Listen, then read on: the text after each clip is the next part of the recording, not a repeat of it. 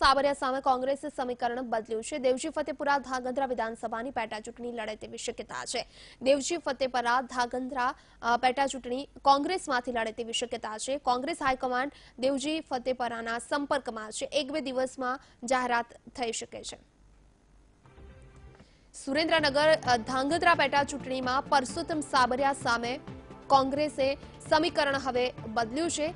દેવજી ફતેપુરા ધાંગધ્રા વિધાનસભાની પેટા ચૂંટણી લડે તેવી શક્યતા છે। દેવજી ફતેપુરા ધાંગધ્રા પેટા ચૂંટણી કોંગ્રેસમાંથી લડે તેવી પણ શક્યતા છે। કોંગ્રેસ હાઈકમાન્ડ દેવજી ફતેપુરાના સંપર્કમાં છે, તો એક બે દિવસમાં અંગેની જાહેરાત થઈ શકે છે। આ પ્રકારની જે માહિતી મળી રહી છે, મહત્વનું છે। દેવજી ફતેપુરાની ટિકિટ ભાજપ દ્વારા કાપવામાં આવી છે, ત્યારે દેવજી ફતેપુરા નારાજ પણ છે। જે વાત સામે આવી હતી તે પ્રમાણે તો હવે ધાંગધ્રા પેટા ચૂંટણીમાં પરસોત્તમ સાબરિયા સામે કોંગ્રેસે સમીકરણ બદલ્યું છે। દેવજી ફતેપુરા ધાંગધ્રા વિધાનસભાની પેટા ચૂંટણી લડે તેવી પણ શક્યતા છે। દેવજી ફતેપુરા ધાંગધ્રા પેટા ચૂંટણી કોંગ્રેસમાંથી લડે તેવી શક્યતા છે, કારણ કે ભાજપે દેવજી ફતેપુરાની ટિકિટ કાપી છે।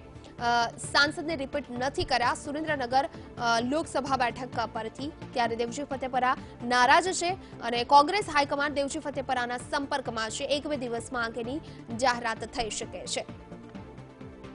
મહત્વના સમાચાર સુરેન્દ્રનગર ધાંગધ્રા પેટા ચૂંટણીમાં પરસોત્તમ સાબરિયા સામે કોંગ્રેસે સમીકરણ બદલ્યું છે। દેવજી ફતેપુરા ધાંગધ્રા વિધાનસભાની પેટા ચૂંટણી લડે તેવી શક્યતા છે। દેવજી ફતેપુરા ધાંગધ્રા પેટા ચૂંટણી કોંગ્રેસમાંથી લડે તેવી શક્યતા છે, કારણ કે ભાજપે સુરેન્દ્રનગર લોકસભા બેઠક પર દેવજી ફતેપુરાને રિપીટ નથી કર્યા, તેની ટિકિટ કાપી છે। ત્યારથી દેવજીભાઈ નારાજ છે ભાજપથી, તો કોંગ્રેસ હાઈકમાન્ડ દેવજી ફતેપુરાના સંપર્કમાં છે અને એક બે દિવસમાં અંગેની જાહેરાત પણ થઈ શકે છે।